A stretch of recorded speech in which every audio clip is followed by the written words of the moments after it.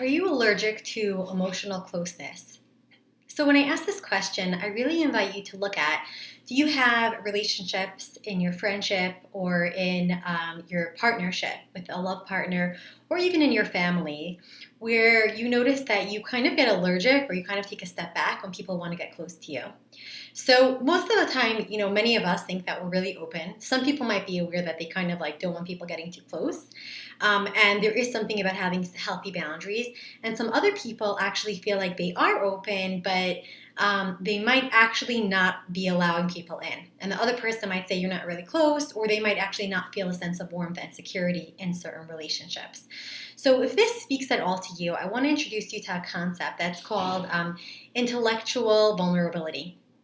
Sometimes we believe that we're being vulnerable, and sometimes we believe that we're being close and we're allowing people to be close to us and we're being close to other people, but we're being intellectually vulnerable, which means we're not fully being vulnerable.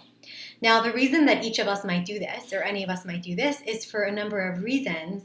But many of the times it's related to past relationship experiences, sometimes, beliefs that we picked up on, a personality development, and just patterns that we picked up on based on, a past love relationship you had, a dynamic that, came up in your home environment. So you kind of developed coping mechanisms and that were always helpful, right? But sometimes come up later on as defenses that might come in the way of you really digging in and really having a meaningful, loving, secure relationship with your love partner or with a close friend, or even with one of your parents, or even in as being a parent, right? You being a parent to your own children.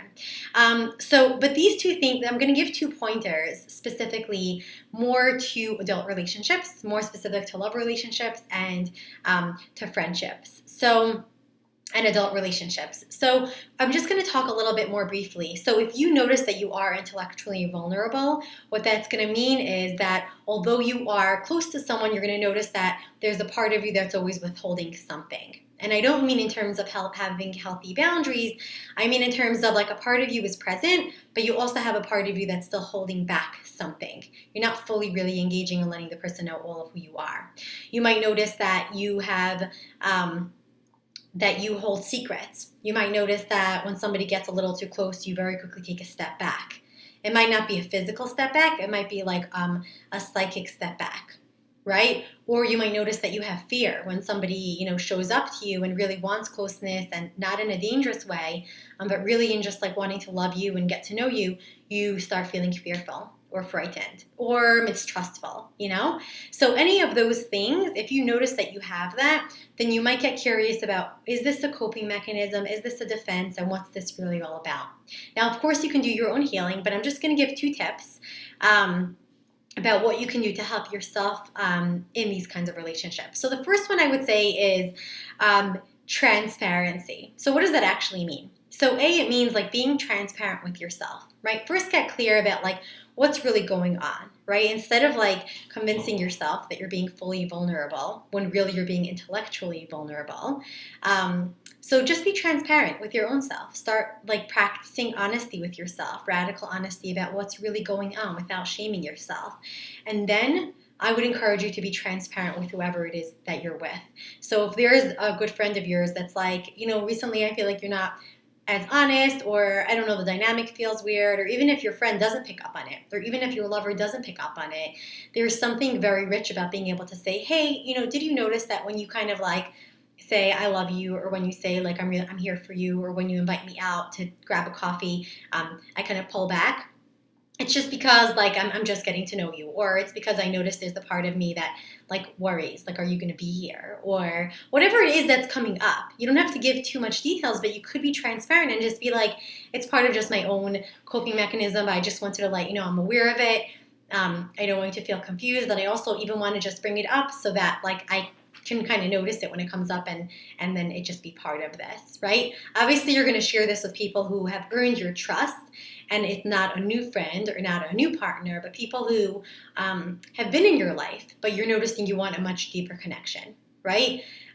So that would be something, just transparency to the best of your abilities, always something to honor and really allows a much realer connection, which usually you'll want and the person in the relationship, if they're healthy like you and want a more real connection, are going to appreciate. And the second thing I would say is invite healthy conflict. Now, sometimes, right, we have defenses because we're so afraid of a conflict. We're so afraid of butting heads. We're so afraid of someone disagreeing or not liking us. And then we're afraid, right? Like, what does conflict mean?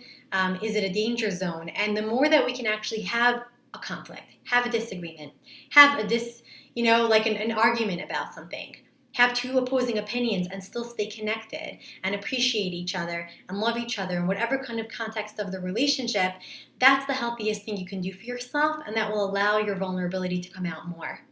And it won't need to be as much of an intellectual vulnerability, but like a real vulnerability, right? So instead of avoiding, because sometimes we have intellectual vulnerability to protect ourselves because it's too scary. But if you can help that part of you see, hey, you know what? I can be present in conflict. It doesn't have to mean it's the end of the world. It could be uncomfortable, but I can manage it. And so could this other person.